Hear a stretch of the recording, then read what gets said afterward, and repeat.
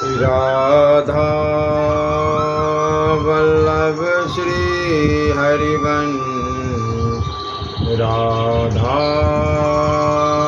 वल्लभ श्री हरिवंश।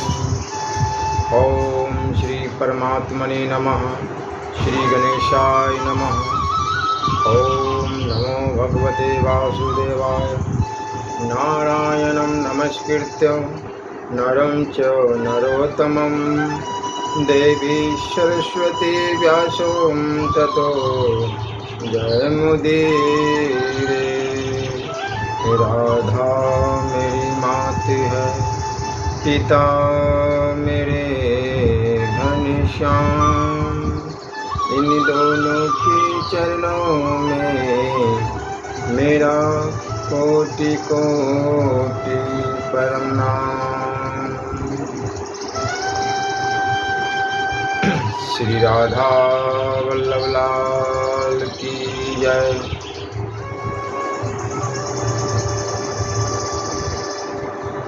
धर्म और भागवत की मम्र कथा। द्वापर और कलियुग के संधि काल में श्रीमद् भागवत ग्रंथ का आविर्भाव हुआ है। इसी संधि काल में जन्म लिया था। महर्षि कृष्णद्वैपायन वेदव्यास ने एक संधि काल के आघात से संभव था कि यह जाति उसी प्रकार नष्ट हो जाती जिस प्रकार से ग्रीस, रोम, मिस्र, बेबीलोनियन की महान सभ्यताएं नष्ट हो गई, परंतु महर्षि वेदव्यास के अनुपम दान से यह सभ्यता बच गई। महर्षि वेदव्यास ने वेदों का विभाग किया, अनेकों पुराण और उपपुराणों की रचना की। महत्काय महाभारत महाग्रंथ का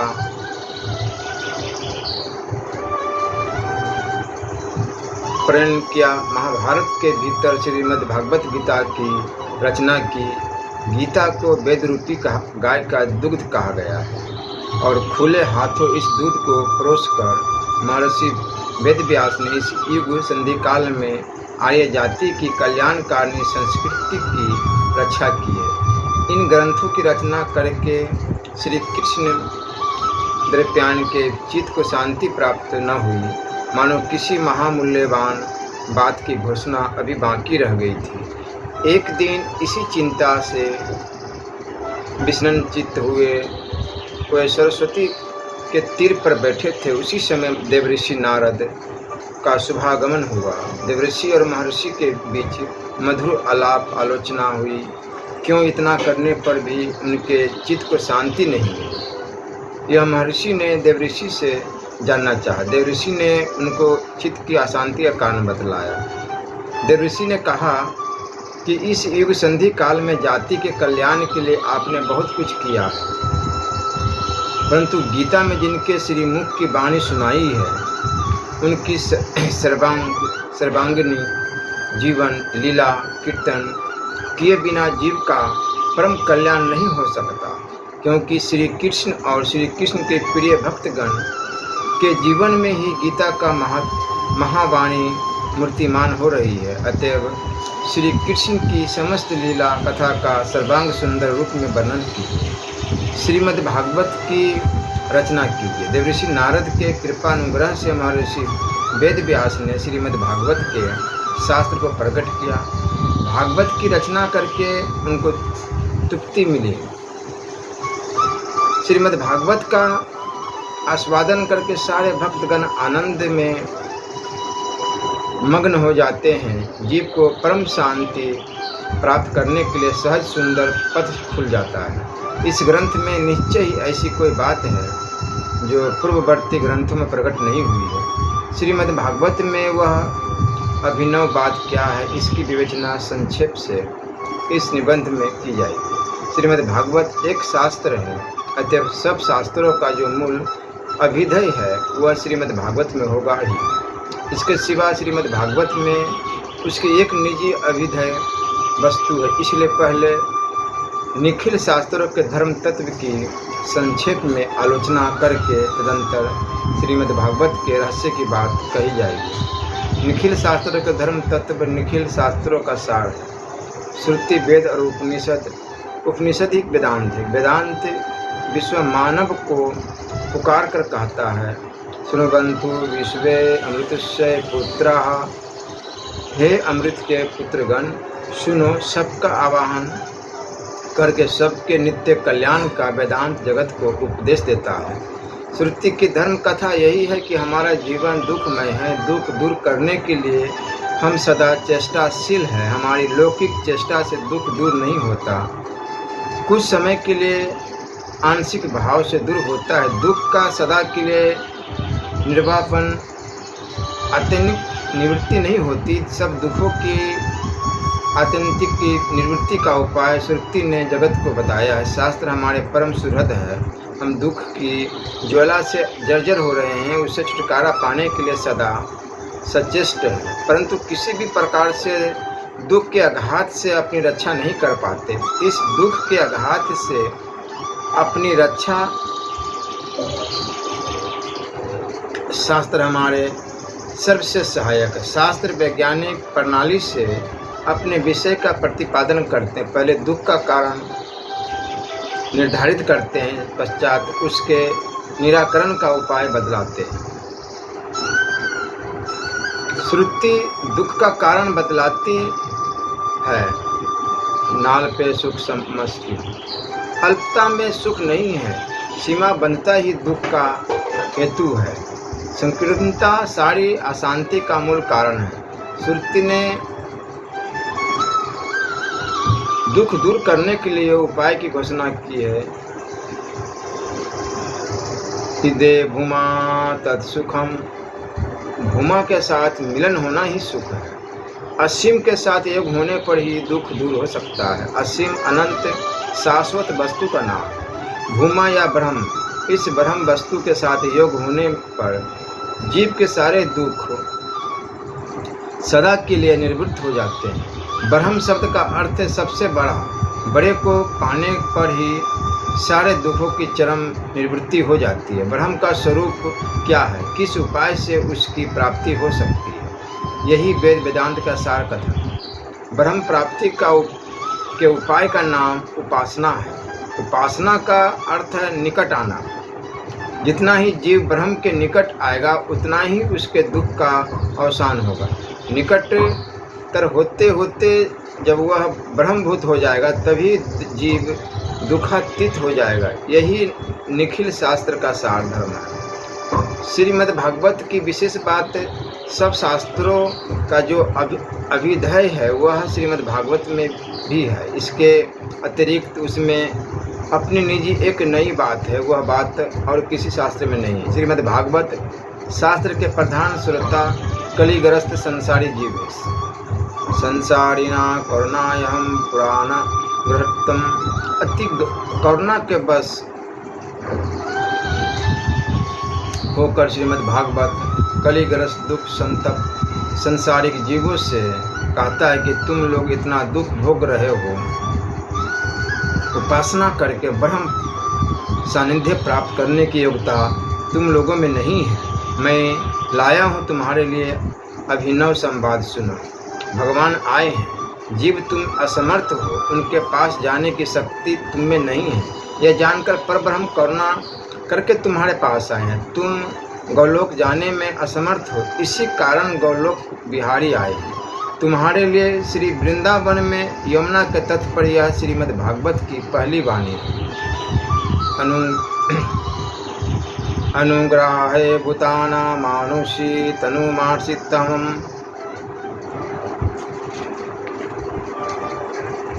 संसार के प्रति अशेष अनुग्रह परायण होकर मानुषी तन धारण किया है। श्रीमद् भागवत ने आओ उनको देख जाओ, ब्रज में, बंसीबट में, गौचारण के मैदान में कितनी दूर की वस्तु आज घर की वस्तु हो गई है।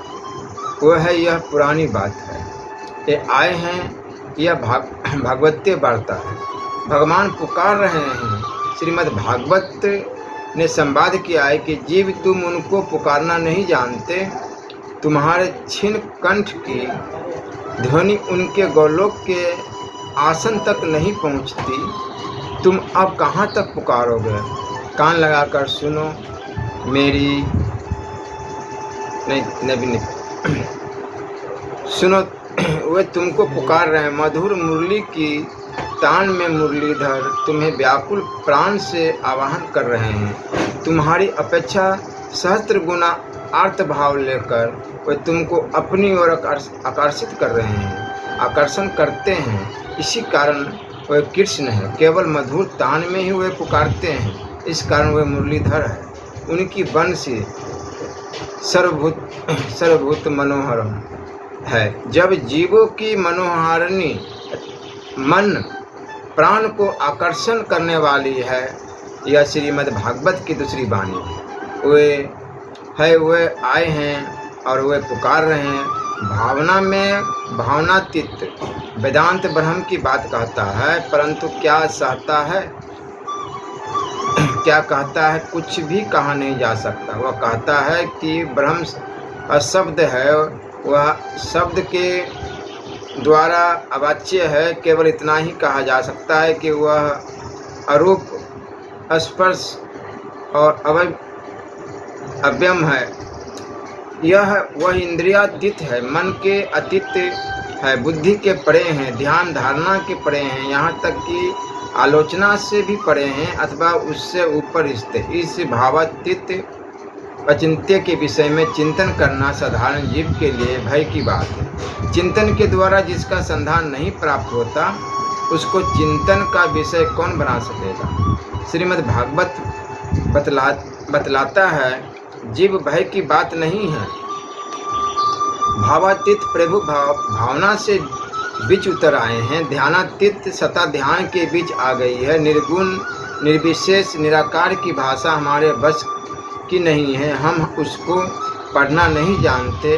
अगर न जानी हुई भाषा आज गए जानी हुई भाषा में अनुदित हो गई है। निर्गुण निराकार निर्विशेष पर ब्रह्म का सगुण सकार सविशेष अनुवाद ही है। ब्रजेंद्र नंदन श्री कृष्ण जो ब्रह्म है, परमात्मा है, निखिल जीवों के आत्मा है, वही भगवान श्री कृष्ण वृंदावन में नंद नंदन है। श्री कृष्ण बुधकपट मानुष है, मानुष होकर भी वे मानुष नहीं है। वे परात्पर ब्रह्म के सर्वश्रेष्ठ मानवीय अनुवाद है। यही भागवत की तृतीय वाणी है। जो अचिंत्य है वह चिंतामणि होकर भजन का धन बन गया है। ब्रह्म अकथनीय है। यदि ईश्वर के विषय में कुछ कहना सुनना है तो श्री कृष्ण की कथा ही कहनी सुननी पड़ेगी। श्री भगवान की कथा कहनी सुननी हो तो श्रीमद् भागवत का ही आश्रय लेना पड़ेगा। कोई अंधाधिकारी नहीं है। सभी शास्त्र कहते हैं कि भगवान को प्रणाम करना अत्यंत दुष्कर है। इसमें सबका अधिकार नहीं है। स्त्री शूद्र का अधिकार नहीं है, वैश्य क्षत्रिय का अधिकार नहीं है। ब्राह्मण भी जन्म से शूद्र होने के कारण अनधिकारी है, परंतु उपनयन होने के बाद नित्य गायत्री मंत्र का जप करने पर वह द्विज होता है। पश्चात वेद पाठ करके वह विप्र होता है। वेद में जो ब्रह्म तत्व है उसको जान लेने पर ब्राह्मण होता है, वही व्यक्ति अधिकारी है, अन्य सब अनधिकारी ही है। यह पुरानी बात है। श्रीमद् भागवत ने नया संदेश दिया है, सबको पुकारा है, किसी को भी छोड़ा नहीं।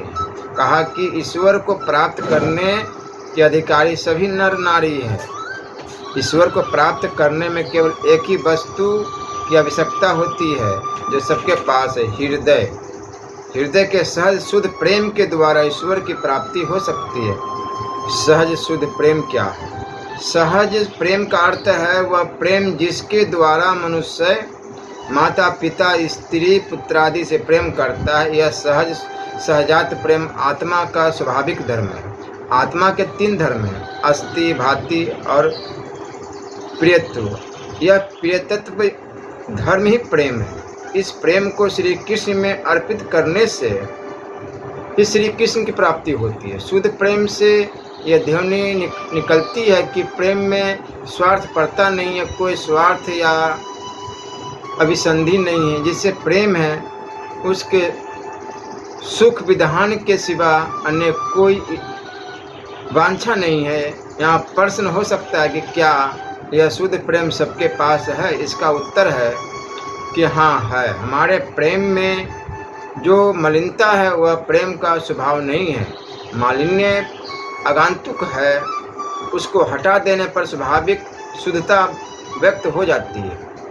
किसी सरोवर का जल यदि मैला होकर अपेय न पीने योग्य न हो जाए तो उसे उबालना, डिस्टिल करना या फिल्टर करना आदि क्रियाओं के द्वारा निर्मल कर सकते हैं, पेय पीने के लायक बना सकते हैं। क्योंकि जल स्वभावतः निर्मल होता है, उसमें मलिनता आगंतुक होती है, उसे दूर कर सकते हैं। इसी प्रकार चित्त का प्रेम शुद्ध ही होता है। उसमें जो अशुद्धि आ गई है उसे हटाया जा सकता है, मार्जन के द्वारा दूर किया जा सकता है। साधन का उद्देश्य ही है कि चित्त का परिमार्जन करना, यह मार्जन ही भजन है। भजन के द्वारा सुमार्जित होने पर सबके हृदय का सहज प्रेम शुद्ध होता है। उसे श्री नंदन में समर्पित करते ही उनकी प्राप्ति हो जाती है। इस महान सत्य की श्रीमद् भागवत ने केवल घोषणा ही नहीं की है, बल्कि श्री कृष्ण के लीला जीवन में उसे मूर्ति मान करके दिखलाया है। अखंड ब्रह्मांड के कारणों का कारण लीला पुरुषोत्तम को वृंदावन की एक ग्वालिन रज्जु के द्वारा बांध लेती है। यह एक नई बात श्रीमद् भागवत महाग्रंथ ने बतलाई है। अहं भक्त प्राधीनो भवस्तंत्र एवं द्विज। हृदय के सहज शुद्ध प्रेम के द्वारा सभी श्री कृष्ण धन को अपना बना ले सकते हैं। यह श्रीमद् भागवत की अपूर्व घोषणा है। जो भजता है वही बड़ा हो, चाहे दिन अभक्त आसार। कृष्ण भजन में नहीं जाती कुल का कुछ भी है कहीं विचार। बंसी ध्वनि क्यों नहीं सुन पड़ती, सर्वभूत मनोहरम। मुरली बजाकर मुरली वाले निरंतर पुकारते हैं। श्रीमद् भागवत की यह वाणी सुनकर कलिग्रस्त जीव के मन में प्रश्न उठता है कि ध्वनि कहाँ? वह तो हमारे सुनने में नहीं आती। श्रीमद् भागवत कहता है कि संसार के कर्म कोलाहल से तुम लोगों के कान बहरे हो गए हैं, इसी कारण तुम नहीं सुन पा रहे हो। इस बहरेपन को दूर करने की दवा है मुरली की पुकार सुनकर जो लोग बड़े वेग से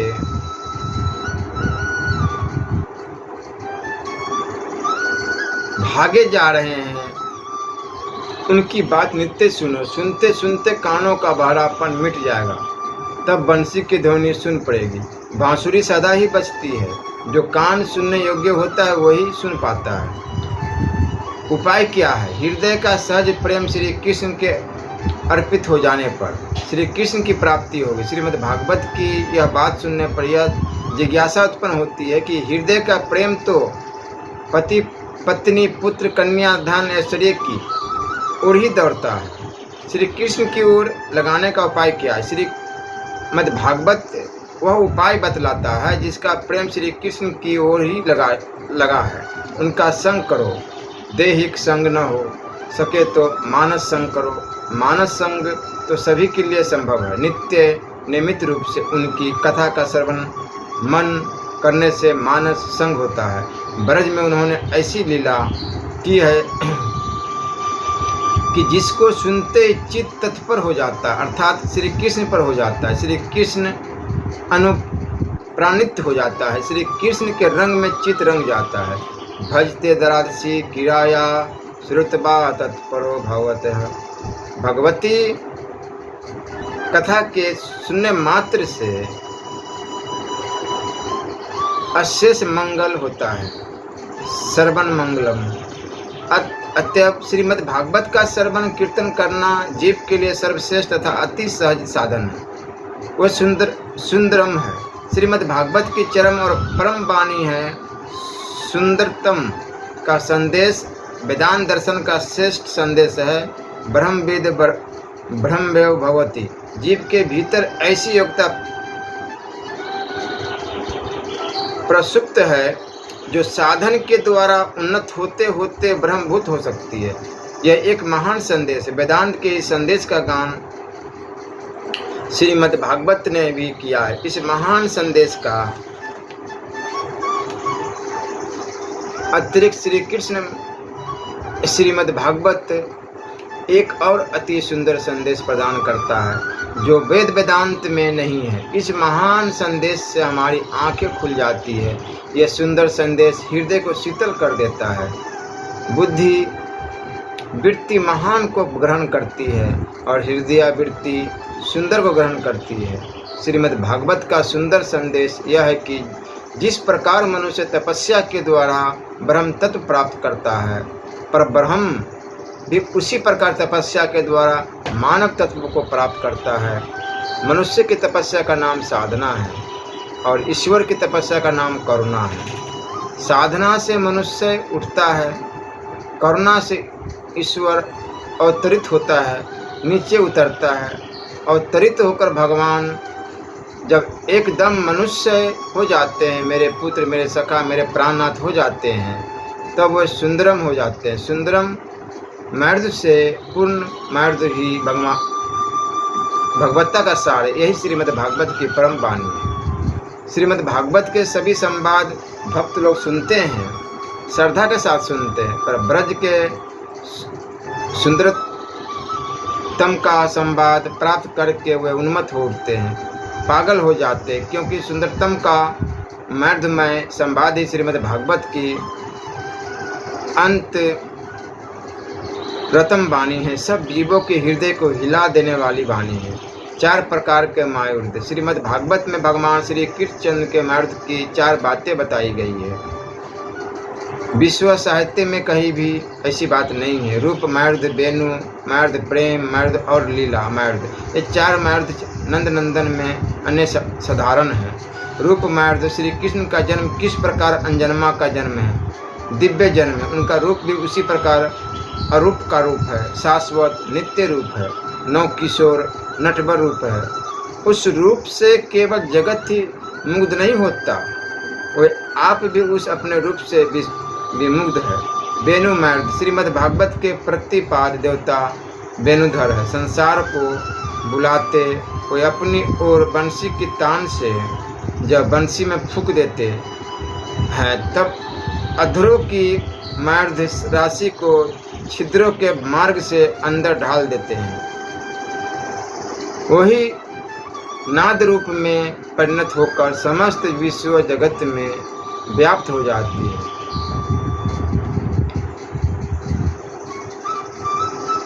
बंसी छिद्राकाश में कर मधु शब्द प्रवेश, नाद रूप से निकल कर छाया सारे देश। योगी भूले योग को टूटा मुनि का ध्यान, कामनी कान को चली तज कुल लज्जा मान। उस ध्वनि से निखिल विश्व में आलोडन उपस्थित हो जाता है। तब गिरि गोवर्धन की शिला गल जाती है, वेगवती यमुना स्थिर होकर रुकी रह जाती है, गौएं पूंछ उठाकर दौड़ने लगती है। नर नारियों का चित्त श्री कृष्ण की लालसा से आकुल हो उठता है। और भी क्या क्या होता है। श्रीमद् भागवत ने प्राण भर कर मुरली के मोहनीय मायूर्ध का गान किया। प्रेम मायूर्ध ब्रज के शुद्ध प्रेम के वंशीभूत ही सरेश्वर में श्री भगवान अपने रूप को संपूर्ण रूप से भूल जाते हैं, कितने बड़े कितने छोटे हो जाते हैं। यही प्रेम मायूर्ध है जिसके भय से यमराज डरते हैं। वह माँ के भय से भीत होकर कांपते हुए झूठ बोलने लगते हैं। स्वतंत्र पुरुष होकर भी श्री भगवान शुद्ध प्रेम के द्वार पर पूर्ण अधीन हो जाते हैं। इस भक्ताधीनता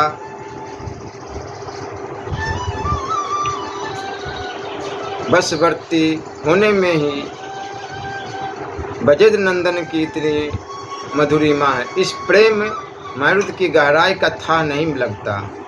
लौकिक साहित्यकारों ने प्रधानतः कांता प्रेम का ही विस्तार किया। श्रीमद् भागवत ने शांत, दास्य, सख्य, वात्सल्य और मधुर इन 5 रसों का आस्वादन किया है। इनमें श्री वृंदावन में वात्सल्य, सख्य और मधुर इन तीनों रसों का जो मिष्ठान श्रीमद् भागवत शास्त्र ने प्रस्तुत किया है, उसकी निखिल विश्व साहित्य में कहीं तुलना नहीं। श्री भगवान भक्त हृदय के प्रेम मार्ग के भोक्ता है। इसी कारण श्रीमद् भागवत ने अशेष विशेष प्रेम रस के जितने विचित्रीय में प्रकार हो सकते हैं, उनको संगोपांग प्रपंचित किया है। लीला मायुध लीलामयी श्री हरि की लीला में ऐश्वर्य और मायुध 2 वस्तुएं है। ऐश्वर्य में उनके महत्व और मायुध में उनके प्रिय तत्व का प्रकाश है। दोनों मानो 2 प्रांत है, किंतु वृंदावन लीला में दोनों मिलकर एक अनिवार्य मधुरिमा का विकास कर रहे हैं। श्री भगवान ने पुतना का वध किया है। स्तनीय पान करते करते पुतना के वध में ऐश्वर्य है, स्तनीय पान में माधुर्य है। दोनों का यह मिलन चमत्कारपूर्ण है। नाचते नाचते कलिया नाग के फनों को चूर चूर कर उसका दमन किया है। कालिय दमन में ऐश्वर्य है, मधुर नृत्य में अपूर्व मार्ग है।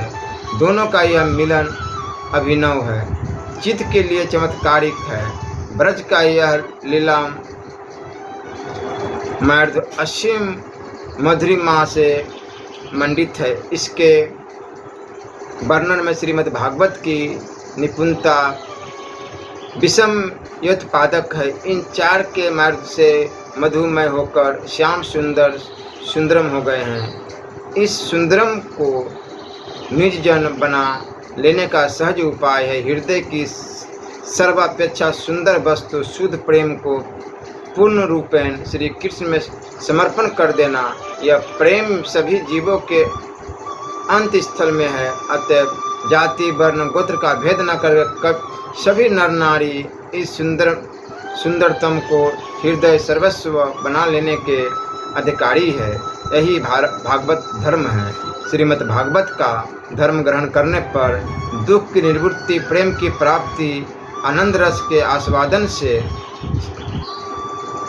चिर तृप्ति होती है और ग्रहण न करने पर अशेष दुर्गति तथा जातीय संगठन की महान हानि है। जय जगत बंधु हरि। श्री राधा वल्लभ लाल की जय।